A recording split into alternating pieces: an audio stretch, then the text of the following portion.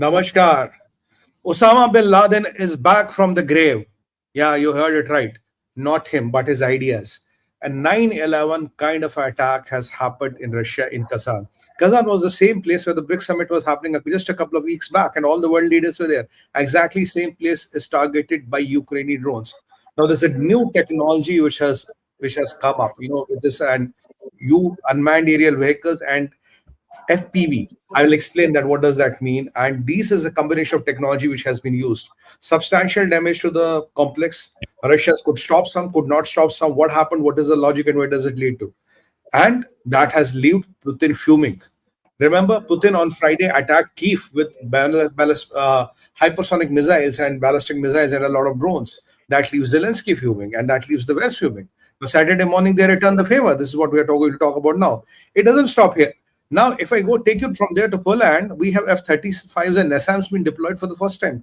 What are they trying to protect in Poland? What is so big in Poland? Why has Poland become the darling of the West? And why are Germans ready to give patriots to Polish?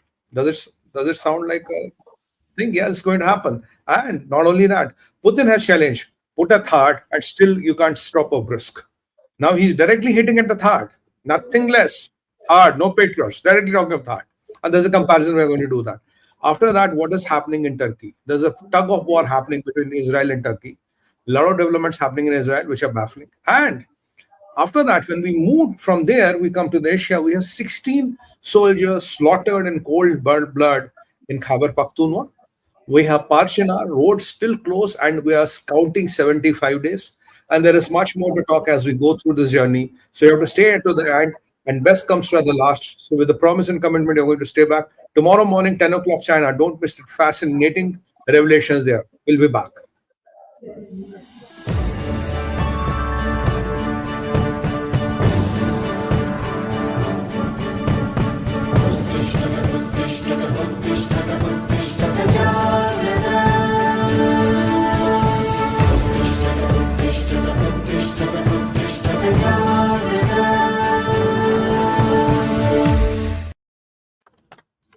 Namaskar. Hello and welcome to PGurus channel. I'm your host Sree Iyer. Sumit-ji is going to give us an update on what's happening around the world. Geopolitics is certainly hot. The most interesting thing that happened today is one particular office suite inside a big tower targeted not by one but two drones from Ukraine. Why is it? Why did they go for this particular office suite? What is it that is there? Chidambara Rahasya, what was it? Sumit will unravel this for you and many other topics. Let's welcome Sumit-ji. Sumit-ji, let's start with what is happening between Ukraine and Russia. Sir, in the name of Bhagwan Shri Ganesha, and let's start today's broadcast, vlog, whatever we want to call it. Some fascinating developments here. We are going to start with Russia. The whole story starts on Friday. Friday morning, I think between 7:40 to 9:35, in that 2-hour window, Kyiv was attacked by Russia. Multiple drones, multiple ballistic missiles, and multiple unmanned aerial vehicles. So these all three attacks. There were, I think, one person lost his life, and there were around 12 or more people who got injured. But this was one of the biggest attacks on Kyiv, that is the capital of Ukraine, which happened yesterday. And Russians said, look, guys, we are going to do it because Putin is trying to increase the pressure. Putin is trying to get these people on their knees, and Putin knows there's a limited window before the ceasefire has to happen. Putin's game is capture as much as land you can, because once you capture that land, that is what your negotiating bank is. So Putin is all out to capture the land, and these guys are baffling what to do next. Now this happened yesterday. This was all over the news and everything. Now what happened after that? So once we move to the next day, today there was a surprise attack by Ukrainians, a 9/11 style attack. Why do we call it a 9/11 stack attack? Because they use unmanned aerial vehicles. They are slightly bigger than drones. They can carry much bigger payloads. Drones are usually small, right? They don't carry a lot of payloads, but these unmanned aerial vehicles, you can take something like a MQ-9B Raptor that kind of a structure, which is in a way a chota plane or a smaller aircraft which were used. Now, what is important in that? What was targeted? Kazan, one particular tower, and they sent a couple of drones. I think 6. 7th one also sent. That didn't miss the target. 3 were intercepted. 3 hit the target. Now, what is this unmanned aerial vehicle? What we call it a UAV. Now, there's something also called as, I have to what we call them is we call them LGVs and FPVs. Now, what is LGVs? FPV. What is LGVs? Is unmanned these aerial vehicles. Now, FPVs is what is FPVs? FPV is a first-person vision. What does that mean? Basically, if you look at the Ukrainians never had edge on the drones. Ukrainians were very weak on drones, and the drones they had were the small drones, which had a range of maybe few kilometers. You need a person to guide it, to draw it here and there. So these vehicles had a very low impact, and the kind of payload or the kind of explosives which they could carry, again, was a very low impact game. Now, with these drones and with this FPV technology, what does it mean? FPV is again a drone. So this bigger drone, so I make it simpler. This bigger drone, what we call as LGUVs, they kind of take off. They have a lot of payload in them. But the challenge is, if they keep on talking back, you can interrupt the channel, you can jam the channel, so they then become, headless birds in the sky. But with these FPVs in the sky, what does FPV do? You launch a FPV and this LGV together. This is the man where you look at the drone. This remains far off, this looks at the drone, and this keeps on giving the operator the first-hand view of this drone. So basically, when you set it on a trajectory, it is very automated, and through this drone, you're able to get it and you're able to maneuver that drone. So basically, it's a mobile command and control structure. When launched together, this unmanned aerial vehicles and these FPVs is a lethal combination. Now, for a drone interceptor, these both are drones. You don't know, looking at the size, you can make out something. But with this technology, what could Ukraine do? Ukraine could go quite deep into the Russia. How deep? 1,000 miles from the Ukrainian border. With this technology, because if you look at those unmanned aerial vehicles, they are big, their payload is bigger, their endurance on the air is bigger. They are not typical drones. You can take them as a smaller plane, smaller unmanned vehicles. So when they are with these FPVs, you are able to guide them, you are able to maneuver them, you are able to do a lot of maneuvering and controlling around that. And when they are, and the thing is that when there are anti-drone, defense systems, with FPVs, you are able to kind of see those defense systems and you are able to change the orientation of the drones. This kind of a capability was not with Ukraine. And Ukraine has surprised Putin and Ukraine has surprised the world with this kind of a technology, which they did not have earlier. So that is why inside the Kazan, they could make a hit. And the buildings which were targeted were residential buildings. And there's a story around it that one of the buildings had a very high profile target. Now, what was that high profile target? The Sree sir will tell us. Sir, kya tha? What was that high profile target? You have to break this up. You're on mute, sir. You're on mute. You're on mute. Aap mute pe. There are many clues that it was some kind of a command center that Russia was using to do some operations in Ukraine. So it is not something like a random hit. Ukraine has 𝗟𝗡𝗙𝗪𝗀, he has hit him. This is not something random. So the point we are trying to make is, look, there was one building, and Kazan is the same place where this BRICS summit was happening just a couple of weeks back. All the high-profile global leaders, including Prime Minister Modi, was there. Now, it was believed when the summit was done in Kazan, what did the Russians think?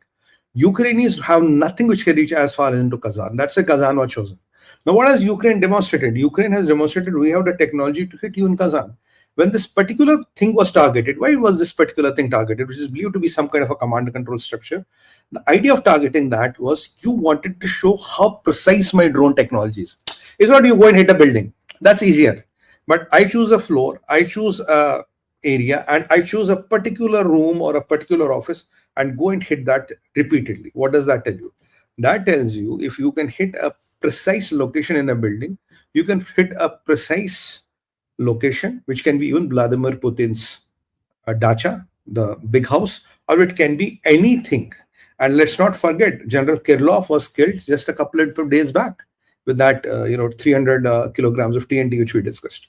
Now, 300 grams, not kilograms, sorry, 300 grams of TNT. So now with this precise, you have taken the war to a different dimension. You are showing a different level of technology. So any target within Russia, you see Kazan is 1,000 kilometers or 1,000 miles inside the territory. So I'm talking of a lot of endurance of the drones. And They could come, they could get undetected, and the air defense system could not bring them down. Only 3 could be brought down. 1 was targeted at a different location, which did not reach and was intercepted. But out of 6, 3 hit the target. It caused a lot of damage it caused a lot of damage to the building. And again, hitting one target repeatedly and detonating the drone talks about and challenges Russia's air defenses and brings a different dimension to the newfound capability of Ukrainians. And the third important point is, now this time it is also believed that the Ukrainians were running the system on their own. It was not NATO, it was not some other country which was running it for them. They were Ukrainians who were able to run the system on their own. So that brings a different dimension to the paradigm, wherein Ukrainians have now got a technology to run those complex drone systems which they were completely alien to even 3 months back. So this is a big surprise to Vladimir Putin, and now you can hit anywhere in Russia, you can detonate a building, and that is how exactly the paradigm changes. So far you have got it clear. Now what happens after that? Now this happened.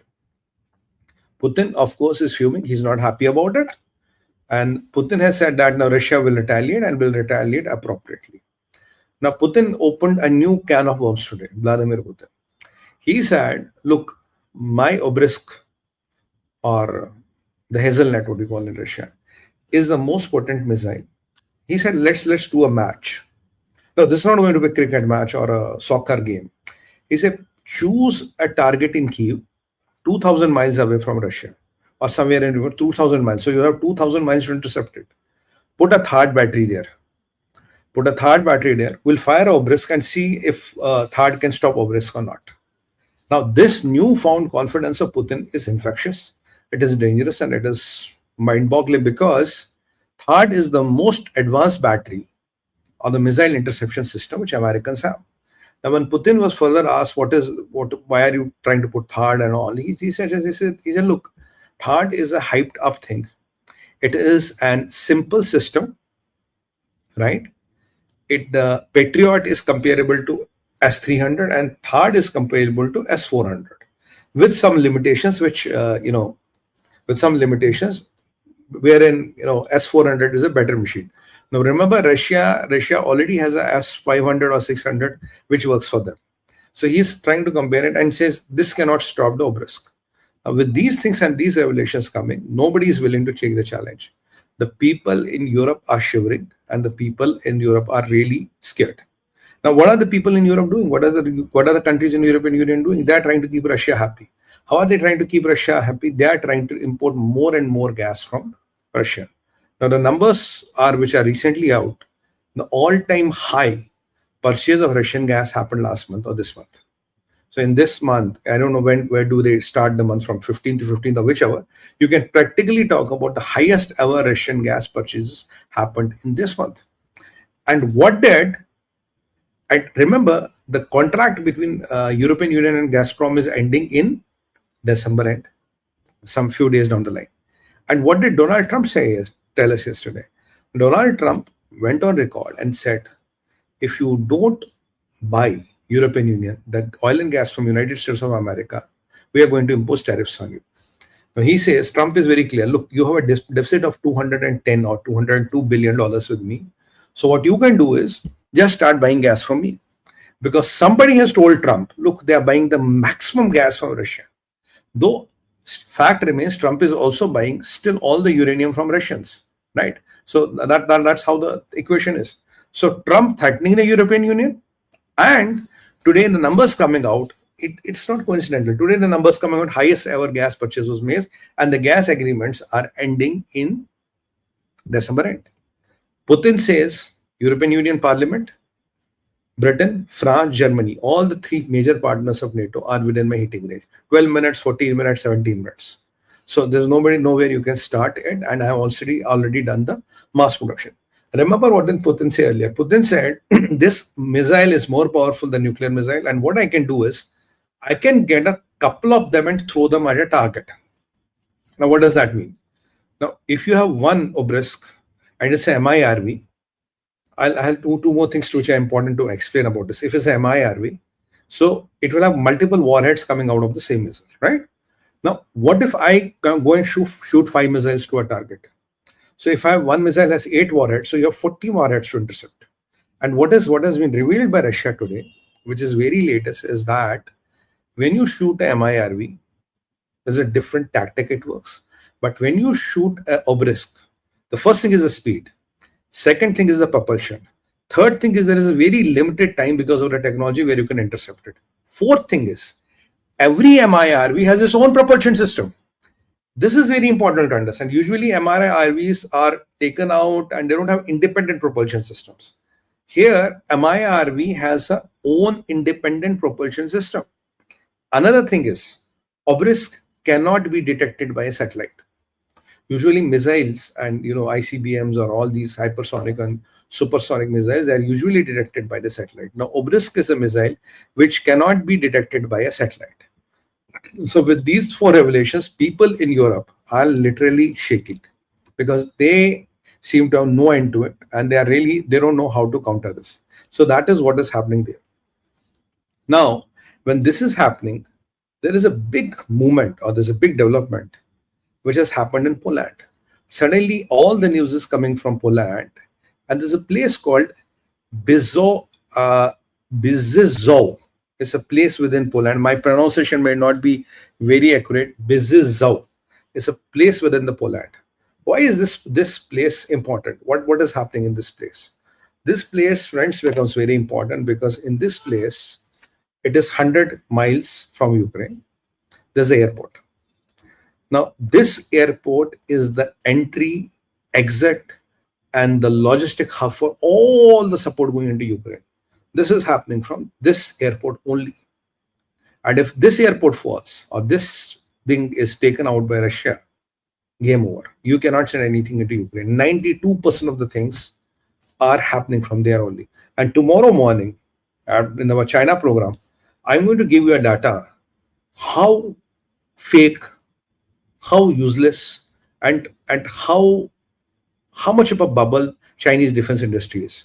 That piece of data will set everything right for our decades to come. But that is tomorrow morning at 10, so we have to wait for 10.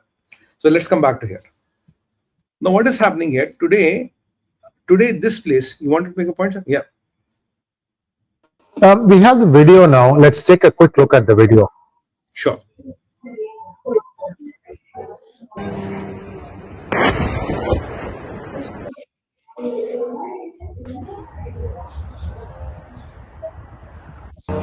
Еще один. Удар.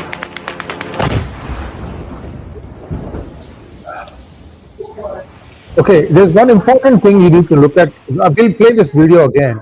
One important thing that you need to look at. Yours, just 1 second. One important thing that we need to look at. What it is before the drone hits, it has already gone dark. There you go. Why? Because that was the first hit. That was the first drone hit. Then they're going back and saying, look, we will hit the same place again. That is where the point is. This is about the accuracy, right? This is about the accuracy. This is where it matters. Because now Ukrainians are demonstrating you pinpoint accuracy.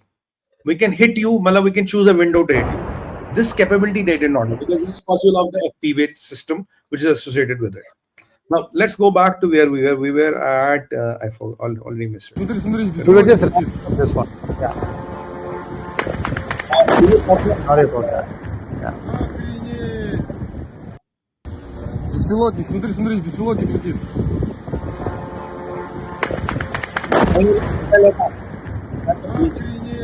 It's a little bit smaller than the big ones, right? But it is accurate. Wherever you want. Right. Вот это пиздец. Охренеть. А там народ. Now let's go back to the Poland. Poland is important. Now this 𝗤𝗏𝗏𝗏, my pronunciation of some words might not, because my native language is not that, so excuse me for that. So, I don't speak Russian and my pronunciation may not be so good. So 𝗤𝗏𝗏𝗏 is an airport which is 100 miles from Ukraine. Why is it important? Because it's the logistic hub for everything. Now today, NATO is protecting it, right? And NATO is going to be there till January of 2025. What is happening is that now the Germans are going to come and take over from NATO and protect this airport with 3 Patriot batteries, 3 American-made Patriot batteries. And by that time, the Germans come and NATO, there's going to be a 6 months transition. Germans are planning to come somewhere in June, July, August time. Now, what the Norwegians have done, now suddenly Norway comes into the picture. Norwegians have deployed their F-35s and their NASAMS. NASAMS are those big surface-to-air missiles and anti-aircraft missiles, which they have deployed there along with F-35s, because they believe if this base is taken over by Putin, it's game over for Ukraine. Nothing can use Ukraine. So even NATO, with its current set of batteries or whatever defenses they have in place, there are not a lot of details out. It is not good enough. That the real reason which is believed is that it is not good enough. That is when Norwegians have come with F-35s and NASAMS. These are the NASAMS which have been used to protect this strategic airbase. And when Norwegians will leave, their Germans will come with 3 Patriot batteries and around 600 people to operate them to protect this airfield. And Norwegians might even stay back. And to give you an idea, one F-35, I was looking at the numbers, is around $85 to $100 million, depending on what variant and all you want to have. So these are expensive machines, these are expensive rockets. But the challenge is, if you have 𝗠𝗎 𝗍𝗏 or hazelnut or 𝗠𝗎, whatever the Russian pronunciation is, if you have that rocket hitting this airfield and a couple of them sent, I don't think they are good enough. Because Putin is very clear. Patriot 300, 𝗏𝗏 400. Now, there's a talk of already 𝗏𝗏 batteries being sent to Ukraine. America doesn't have a lot of 𝗏𝗏 batteries. A couple of them are already in the Middle East. 1 or 2 might be shipped to Ukraine. There's a talk which is already happening that will move a 𝗏𝗏 battery to Ukraine. So that's a Putin did a comparison. Even with a 𝗏𝗏 battery, you're going to match S-400. It's much beyond the capability of S-400. You're not going to stop that. Now, if Patriot is S-300 and 𝗏𝗏 is S-400, now if you look at the Russian missile 𝗠𝗏, there is nothing you can do to stop that. So Putin has said, with the mass production happening, you want to make a point? Sirji, it is 𝗠𝗏𝗏, like Resnick, Haliday Resnick, 𝗠𝗏𝗏. Go ahead. 𝗠𝗏𝗏. Okay, let me get my pronunciation right. So 𝗠𝗏𝗏, with 𝗠𝗏𝗏 being found, you don't have a lot of chance to kind of really stop the missile. So that is where the things are really moving within. That is why you see the F-35s, you see these NASAMS being deployed for the first time. Something, this missile has changed, because this was never felt as a need. Now there's a story, NATO will leave, then the Germans will come. So in the time we are going to do it. So, but NATO will not leave till the time the Germans should have come. So, Norwegians are using this as an excuse to fortify that system. So what does that tell you? That tells you what Putin is saying is right. What Putin is saying is right, because NATO, whatever the anti-aircraft batteries and anti-missile systems it does, is not good enough. Now with F-35s and this NASAMS, not good enough. Now you'll have another Germans coming in 6 months and deploy their people with Patriots. So with this 3 typical missile shields in place, can you still secure this airport? But Putin has a good idea. Let me send 10 of them. And with each MIRV having its own propulsion system, it will be a barrage of those rockets which can come out from a 𝗠𝗏𝗏, right? 𝗠𝗏𝗏? You're on mute, sir. 𝗠𝗏𝗏. Oh, 𝗠𝗏𝗏. Okay. With the barrage of martyrs that are going to come from 𝗠𝗏𝗏, it will be very, very difficult to kind of stop that. So that is how this missile is changing the paradigms of the war. And Trump, yesterday, I was watching his press conference. He said the most tricky part is the Russian-Ukrainian war, Middle East more overdone. I believe there's a deal which has been cut with the Putin. You walk out of the Middle East, because if you walk out, Iran will not dare to enter. If Iran doesn't dare, that will come in the next part. So wait for that. So I'm trying to mix the things. My apologies. Let's hold it, because let's not mix the stories. So that is what is happening there. Now this is why this has happened there. Now let's come to Israel and Turkey, the other part of it, the interesting part of it. Israel and Turkey, very interesting turn of events. Anthony Blinken sent his deputy and his senior officers to meet Jolani. Now, as I told you earlier, French and Germans were contemplating that, or maybe even the British, Jolani is not a terrorist, and should we have HTS as terrorists? That is what they were contemplating. Now, then we reported that Mr. Anthony Blinken said we are in touch with HTS. Now, yesterday, I saw something very fascinating. American delegation went and met Jolani, and Jolani was sitting in a chair wearing a nice jacket and a shirt, blue shirt with a black jacket and all. He looked like something different. Well, looked good. Compliments for that. But I was told 48 hours back, he's a dead terrorist. He has 10 million bounty on his head, and we are looking for him in every desert, sun, and the sand. But how did this 10 million bounty disappear? How did the terrorist tag disappear? And how come the Americans are now meeting and having coffee with him? So the idea of having the coffee was very simple. Look, buddy, this is an interesting part. Huh? Look, Americans don't even have water with anybody for free. There has to be a reason. It might look, oh, they're barked out, they're chicken. No, that's not the story. I have to tell you what the story is. Because what we see in media is what they want us to see. But what we analyze and decrypt is that's where our job is, where the PGurus channel comes in. That's what we do, guys. So they sent him there. He said, look, we want an inclusive change. We don't want bloodbath. We don't want anything. We wanted a smooth transition of power. That is what the media has told us, right? In the backdrop, keep this frame here. Huh? Imagine Americans are coughing with Jolani. Huh? Good coffee, Starbucks. Awesome. The backdrop, bounty gone, terrorist, let's think over it. Now, you would say, why would somebody want to slap himself like this? I'll tell you why. Keep this in mind. In the back end, we know there's a tussle happening between Israel and Turkey, right? These guys are trying to dominate, get their own pie of the cake. And there is one more player, which is like this. On one side, we have MBS. On the other side, we have Khamenei.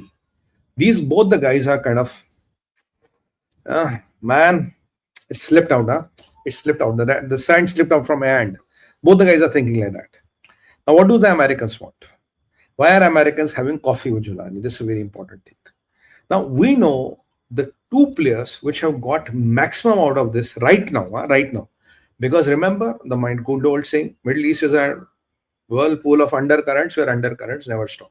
Now it has become viral and a lot of people have started quoting me, which I like. I have invented a lot of phrases like 𝗟𝗡𝗙 𝗍𝗫, like DTH. So a lot of people quote me. So I love that. So at times I'm being creative. So now, where is the pain point? Turkey wants to get lion's share because Turkey has a dream. I want to be as big as Ottoman Empire. What does that mean? I want to go to Somalia. So Khalifa wants to rule up to Somalia. And he says, with the addition of territories, one day, inshallah, I am going to rule up to Somalia and I am going to be the Khalifa Erdogan. That is his dream. So Hakan, what does Hakan do? He's an external affairs minister. He says, inshallah, mashallah, alhamdulillah. Right? Inshallah, mashallah, alhamdulillah. That is how you make an idiot climb a coconut tree. But the problem is you have to know how to come down. Climbing is easier. Coming down is more difficult. So that is what is Erdogan happening. But still, Erdogan controls parts of Syria. Erdogan doesn't like Kurds. And what Americans have, what I was reading interestingly, Americans are contradicting themselves. Joe Biden says we have 900 people, 800 people there. Trump says it's not more of a war. But today, there's a kind of official confirmation from Pentagon. There are 2,000 Americans, Marines now deployed in Syria, in Kurdistan. So the number from 800 has jumped to 2,000. It happened in the last 2-3 days, right? When we're talking Kurdistan, they happened 300. Because they're worried what is going to happen in Kurdistan. So Khalifa is seeing that. Khalifa did a meeting of D8. You know what did a meeting in D8 do? D8 in meeting, you had Turkey, Iran, you had Pakistan, you had Malaysia, Indonesia, you had Egypt, and you had Nigeria. So after meeting and sharing the Islamic brother handshake and like this and all that, and Habibi, after all that was done, the first thing is Mr. Khalifa told Hamas is not a terrorist organization. Good, sir. They are saints.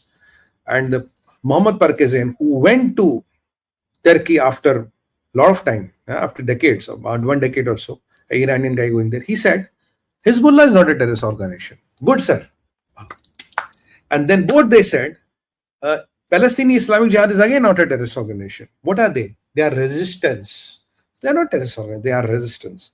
So this D8, which came into existence in 1997, has become a whitewash, has become a laundry for whitewashing Islamic terror. So when Islamic terror enters here, it becomes whitewashed resistance. Now, incidentally, our Mia, Shahbaz Mia was there along with Yunus Mia, our neighbors here and there. I don't know where did they find the money to buy the air ticket, or maybe Iran sent them some money or whatever. Obviously, both of them need to borrow money to find a air ticket. Obviously, they don't have planes; they have to hire from somebody. So then Yunus was invited to Pakistan, and they're saying, let's bury the hatchet of 1971. That's besides the thing. So don't be surprised tomorrow if you come to know 𝗥𝗘𝗙𝗧𝗏, Jaish-e-Mohammed, and Hizbul Mujahideen, they are again resistance. It's a matter of time they'll be called resistance. So in D8 in Istanbul, there's a washing machine which does this. Now, with all these things, look, Turkey and Iran are coming bit together. MBS is not happy. What did MBS do? MBS praised Iran 2 days back. Why? Because when Iran occupied Syria, he was happy. He praised Turkey. He said, Israel did the right thing. Now, what is the position of Israel today? According to Vladimir Putin, yesterday's statement, Putin made it very clear that what I have been predicting. Putin told Israelis are not going to leave Syria. Call it a day. They will not leave Syria. And according to Putin, they are 17 kilometers into Syria. My calculation was they are 20 minutes away from Damascus. As per Mr. Putin, the big man, they are only 10 minutes away from Damascus. So you have Israel 10 minutes away from Damascus, right? Jolani's fighters were talking Jerusalem. That can't happen. And he says, I don't want to have a bloodbath with Israel, right? And this D8 meeting happening where all the terrorist organizations are getting legitimized. And on the contrary, you have Americans going and meeting Jolani. Now they think plot thinkers.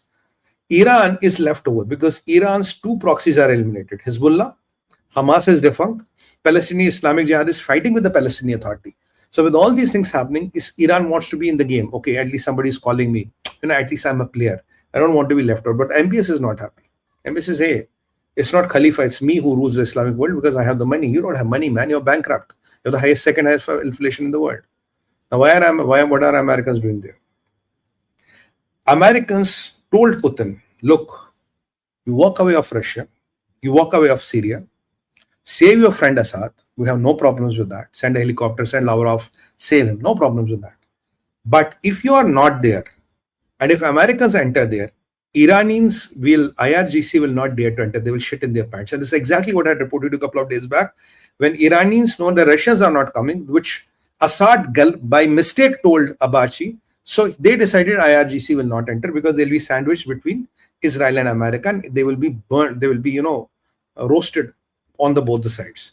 Because America will not confront Russia directly. But if Russia is not there, it will become a cakewalk for American and Israelis. So IRGC chickened out. IRGC chickened out because Russians did not come. Russians did not come because Hezbollah was on the ground. Hezbollah was decimated by Israel, right? So it's and Hamas was decimated by Israel. Now the weapons are not coming through Syria. Where are all the weapons going? They're going to Houthis. And that's why yesterday morning, Israelis went and beat the shit out of Houthis again. And there's some more developments, but we're not covering there here. But the 2 major players which are emerging is Israel and Turkey. MBS on the sidelines, and here Iran on the sidelines are watching it. Now still question remains, why are Americans meeting Jolani? I give you all the background. Anybody guessing? No. I'll tell you why. Okay, don't guess. Just enjoy how the things are turning out, right? Americans are worried. They don't want a war because they had cut a deal with Putin. You walk out of the Middle East, we'll secure Middle East for Israel and for ourselves. We want to take out 2 countries, China and Iran. So for that, Russians need to move out. Russia said, okay, I'm moving out. But I'll get the deal, what I want and the way I want in Ukraine. You are not going to tell anything about Ukraine. That's why after walking out of the Middle East, Putin's aggression and Putin's attack on Ukraine has increased. Even today, there was a province which has captured, a small province, he has captured it fully. So Putin wants to capture maximum land before he goes to the table, with a condition that we have walked out of Middle East. And what does Trump want? Trump said yesterday, Middle East is easy. What makes you think Trump said Middle East is easy? Because it's done. There's a deal with Putin. But remember Steve Witkoff, who is the envoy revolving around in Middle East? But Russia, Ukraine is going to be difficult. And that's what Trump said yesterday. Now, when Russians move, Middle East is clear, but there is one problem there. You do not want your best ally of Israel and America to be caught in the crossfire. Who is that ally? That ally is King Abdullah of Jordan. Because for the Sunni extremist groups, he's a monarch like Bashar Assad, and for Shias, he's a Sunni, he becomes a legitimate target. So what is Americans are trying to do? They are trying to maintain the status quo so that Israel, a war between Jolani and Israel doesn't start, which defeats their purpose, and then you will not have Jordan getting into trouble. That is why 3 days back, Anthony Blinken was in Jordan and getting all these countries together and trying to make a transition plan. So now you understand what was Anthony Blinken doing in Jordan and why they are trying to cut a deal with Jolani, keep things status quo for 3 months, 6 months, 9 months. Then we see how to deal with them. So in the meanwhile, Israelis have taken maximum land. They're in Libya. The borders of Israel, which have been shrinking from all the past wars. If you look from after the inception of Israel, every war Israel fought, they lost a bit of land. But for the first time in 50, 70 years, the borders of Israel are expanding, which is good news for them. So Israel is going. And what did Benjamin Netanyahu say today? Benjamin Netanyahu says a very compelling statement today. Oh my God, 35 minutes. I lost it. Benjamin Netanyahu says, wars are not, and this is something important, friends. I want everybody in the world, including people in my country, to hear to this. What I'm loving about this is the following. Wars are not only fought and won on arms, tanks, and missiles, but on your willingness to fight and seize the opportunity. I'll repeat again. The wars are not only fought and won on your arms, tanks, and missiles, but on your willingness to fight and seize the opportunity. That is what exactly Israel did in Syria. And now, for the dominance of the Islamic world, the MBS and Turkey are trying. Turkey has its ambitions, but there are 2,000 US troops now deployed in Kurdistan. So things are going to be temporarily not boiling, but as a matter of time, they will boil again. I can give you this in writing, they will boil again as a matter of time. Meanwhile, they want to settle Iran and they want to take care of the China in the meanwhile. But for that, you have to stop the Russian-Ukrainian conflict at any cost. And Trump yesterday said in a press conference, look, after I come to power, now it's official, I will not allow Putin to use, I will not allow Zelensky to use these long-range American missiles on Russian mainland. And he again categorically told, I was not consulted. They did not consult me. And they should have consulted with Joe Biden. And why did they do it just 3 weeks before 6 weeks before I'm going to take the office? So all of what we have been telling you guys is coming to is quote unquote Donald Trump. Right? So this is how the things are evolving. So it's going to be a temporary, things are not going to be on the burner, but they are simmering. They are simmering. And all these people, do you think Jolani can be trusted? No. And by the way, let's not forget, there have been 150,000 people have been buried in mass graves in Syria. They have started coming out around Damascus. So Bashar's crime list is also bigger. And whenever a regime change in Middle East happens, always which is common is mass graves, which happens by change of every regime. So things are on a low heat, but they are simmering. Meanwhile, that is what is the tussle between Israel, America, Iran, Saudi, and that's how the Middle East is kind of simmering it down, right? So now you understand what is the tussle between Israel and Turkey, why Americans are meeting Jolani, and what is the American interest in meeting, and why Jolani is not a terrorist with a $10 billion bounty, and how HTS is not a terrorist organization. It's all opportunistic geopolitics. That's the name of the game. After that, friends, let's move to Pakistan. Pakistan in KPK, in North Waziristan. An ambush happened today. 16 Pakistan soldiers were slaughtered in broad daylight. 8 are critically injured. The death toll is likely to go up to 20 or more. And this happened on a retaliation.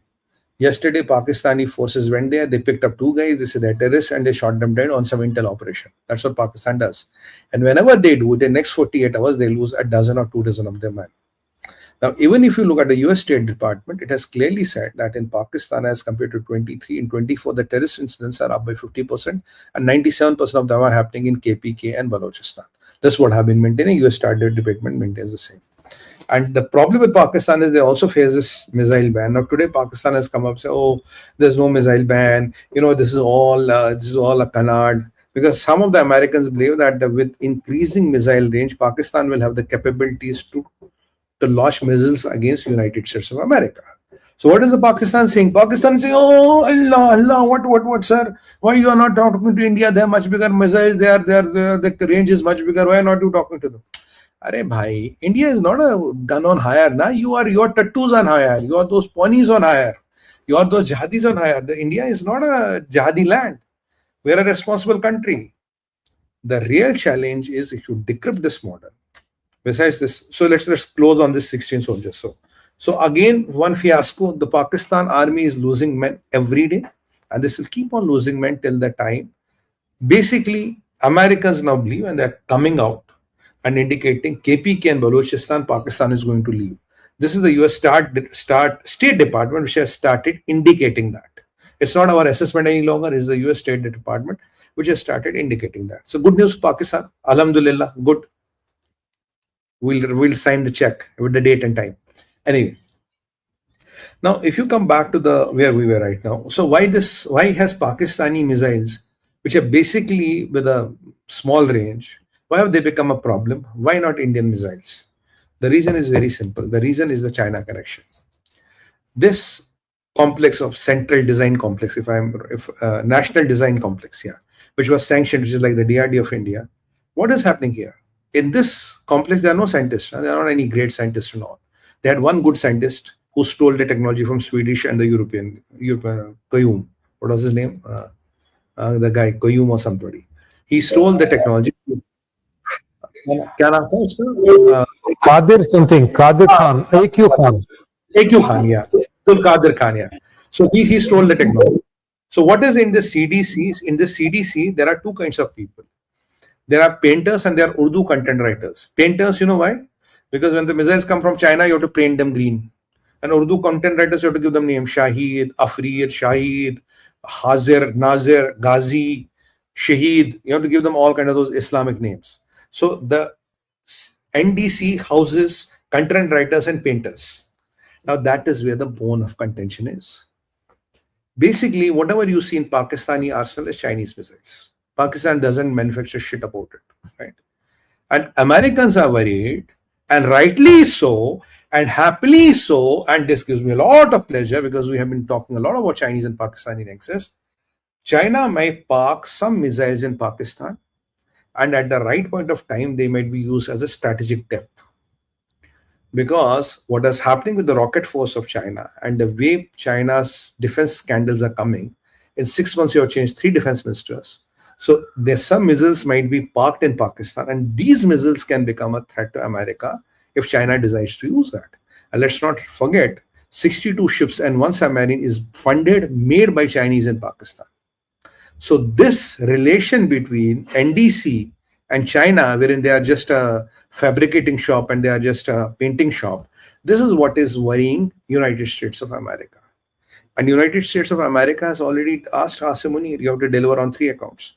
We need Gwadar Airport, we need Gwadar Port, and because the war with Iran will happen today or tomorrow, and we need you to handle as the recodec because who will finance the war? Your papa is not going to finance the war. And third, you have 3 big bombs with you. Surrender them, and next time don't try to sell technology to Iran, because anybody who can still sell some kind of technology in bits and pieces to Iran is Pakistan. That is why Pakistan has been requesting them, what we covered in the last episode, please do not include Qasem Munir, because if you include Qasem Munir, all his assets and all his cronies, all his chamchas, all their assets around the world can be frozen by the Americans. Right? Because if you are sanctioned, all your assets next moment can be frozen by the Americans. And American intelligence and CIA knows each and every girlfriend, each and every legitimate and illegitimate child and keep of Qasem Munir and all the generals of Pakistan. So don't worry, they know where to season what. So with these things happening, Pakistanis are worried. So they say, why not India? Why not India? Arey bhai, you are idiots. You are baboons. You don't know India is a responsible country. You are a Chinese keep. You're a Chinese junkyard. And remember those solar panels which they got from China? Which China was thinking of dumping in the sea, and there's a lot of money to be paid for that. So they gave them to Pakistan and also got a money. So they saved that dumping money, also got a money from them. And by the way, the last part which we want to talk about here is in Pakistan. You remember the Parchinar again? KPK? Remember there was a big Shia Pathan massacre which was done by Sunni groups on the behest of Hizbul Tahrir and and what is the other group is that which is I just skipped my name. Is about here. One is 𝗥𝗘𝗙𝗪 and another is this. Their name is very similar to HTS. 𝗤𝗍𝗪. This will make confusing. Everybody has a jihad or something into it. So these jashes and jihads get overlapped in my head sometimes. 𝗤𝗍𝗪. We showed you the map. Now with this happening, even after 74 days, roads, access and blockade of Par-Shinar continues. Now the question is the massacre happening or is it stopped? Or is it happening at a lower rate? Now the problem with Par-Shinar is they have run out of gas, they have run out of fuel, they have run out of essentials of life, they have run out of medicines. There's a complete blockade of Par-Shinar and tomorrow morning we'll be entering 75th day of that. Believe it or not, so something Pakistan is hiding inside Par-Shinar. It's exactly the blockade which happened to Dera Ghazi Khan after the explosion. Now what are they hiding in Par-Shinar? Are they still slaughtering Pathans? If that is happening, that is something which Pakistan has to worry about, because somebody from 𝗥𝗙𝗙𝗏 Pakistan or anybody who watched our episode today, so you will have more Pakistani soldiers unfortunately lose their lives after this revelation, because this is anyway in the media, we're not creating a story. So this is what is going to happen in Par-Shinar. So Par-Shinar is going to be a bone of contention for Pakistan. So if you do a sum total of Pakistan, 16 killed, US State Department, 8 more critically injured, Par-Shinar, Dera Ghazi Khan, and all the things happening, and this US sanctions, Asim Munir and all. So basically, US has kept a sword like this to Asim Munir. If you move, I'll cut your head. Just push it a bit and your heart is gone. But all those things happening, it's an interesting turn of events in Pakistan, because remember, what were they trying to do? American buddy and American good boy Imran Khan, right? They wanted to execute him. What were they were wanting to use the former ISI chief to testify against him. They already put a case of doing this orchestrating army violence and all, in which a lot of people got killed. So they said this Imran Khan who did it, we lost $2.7 billion, Imran Khan, and the people who got killed, Imran Khan is responsible for all the violence. Because their army personnel, they could be qualified to a military court, and military court will have the formal army chief. What is his name? Hamid, what is his name? Who's in the jail, the guy? ISI chief, formal ISI chief in the jail. 𝗤𝗙𝗪𝗓𝗛. So the plan was you will have 𝗤𝗙𝗪 to testify. He's a big man with that will use to crucify Imran Khan, and it will gain over for PTI. Now Imran also has links through his wife Jamina. Jamina is close to Americans and she's rich, formal wife, not Bushra Bibi. She's only good for burning those chickens and goats alive. Anyway, black magic. So now I think she pulled some strings, and now suddenly the Americans are talking about the Pakistani missiles can reach America. Well, Americans are not worried about Chinese missiles reaching America, but incidentally they are worried about Pakistani missiles reaching America. But if you do an analysis of it, this is how the things turn out to be. So a lot of interesting stuff, guys, happening in geopolitics, and I don't believe it that I have met you just one night back, and in 24 hours, so much of stuff happening. And if I look at my national politics, nothing much seems to happen here. So this is where we are going to end today, and from here we are going to move some questions, because we have already exceeded my time by 10 minutes. Thank you so much, Girish Tanwar. Thank you, Joshua Chaim. Thank you so much, KPD080. How also covered the Germany terrorist attack as Christmas market, and other attacks. EU is trading with Mazhabi attacks like how India suffered for decades. You see, very simple thing is, my friend, EU has to be stopped. EU has to stop being politically correct. I have been very direct. The biggest threat that the Europe is facing is Islamization and Islamic terror. It is for the people of the Europe and for the leaders of the Europe to come to that. And what was I telling you just 15 minutes back? Germany, France, and United Kingdom are contemplating and saying, now this Jolani is not a terrorist and HTS is not a terrorist organization. They are thinking of doing business with Jolani. If you keep on doing this, this is what is we are going to get back. It's a great theory. You are going to reap what you sow. It's as simple as that. Law of karma. Next one, please. Thank you, Akshay. Saudi man did what his Quran book says. Market's gift, or what is it? Merkel, Angela Merkel. Angela Merkel is a great leader. Bhai, bahut badi neta. She's the great leader. She has given the most talented 1 million people to Germany. And these 1 million people to Germany are going to really change the demography and everything of the Germany. And today somebody was telling me in a TV debate, the most common name of a school kid going to school today in France and England is same. That is Mohammed. So congratulations, Miss Merkel. Today you have disappeared. You will not have a word to talk. And but that's what will happen. And this is an ideological conflict. That's why they hate Trump when he talks of these things. But the good thing about Trump is he's not politically correct. And these people still aren't.